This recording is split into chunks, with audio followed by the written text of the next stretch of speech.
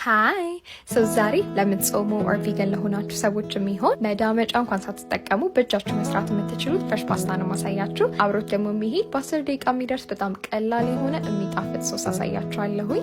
የምንሰራው ሼፕ እንግዲህ ካቨተሊ ይባላል። ለልጆች ለምሳቃ ለመጠቀም በጣም ቆንጆ የሆነ ሼፕ ነው። መጀመሪያ እንግዲህ ዶውን ነው ማዘጋጀው። ዱቄት፣ ውሃና ለኤላስቲሲቲ ደግሞ ትንሽ ኦሊቭ ኦይል ነው ያደረኩት። ከዛ እሱን ሸፍኛ አስቀመጥኩት። እንደን 30 ደቂቃ ያክል ካረፈ በኋላ አውጥቼ የፓስታ ቅርጽ ነው የምሰጠው። ካቨተሊ ይባላል። ቅድም እንደነገርኳችሁ በኞኪ ቦርድ ተጠቅሜ ነው ይሄንን ቅርጽ የሰጠሁት። እናንተ ከሌላችሁ የሹካ ጀርባውን ተጠቅማችሁ ነው ይሄንን ቅርጽ መስጠት ትችላላችሁ።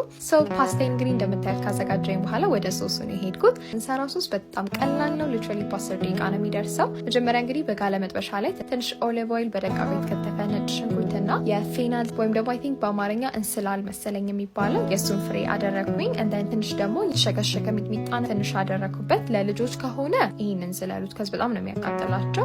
ከዛ በኋላ እንግዲህ ቲማቲሜን ጨመርኩኝ። እንደን ቤዝል ነው የጨመርኩት። ቀይ ቤዝል ይባላል። ትንሽ ከአረንጓዴው ቤዝል ይሄኛው ሞር ስፓይሲ የሆነ ነው። ከበሰለ በኋላ ደግሞ ስሙዝ እንዲሆን ነበር የፈለኩት። ስለዚህ ፈጭቼ ሶሱን መለስኩት። ፍሬሽ ገውዝ እና ፓርስሊ ጨመርኩበት። እንደን ኦን ዘ ሳይድ ደግሞ ፓስታዬን እየቀቀልኩኝ ነበረ። ጨው በደንብ መጨመር እንዳረሱ። እንደዚህ እንደምታዩት መንሳፈፍ ሲጀምሩ ያኔ ደርሷል ማለት ነው። ፓስታዬን ወደ ሶስ ጨመርኩኝ። ትንሽ ደግሞ የፓስታ ውሃ አደረኩበት ሞር ክሪሚ እንዲያረጋው። አንድ ላይ እንግዲህ ታስ አድርጌ እንደዚህ ፕሌት አደረኩት።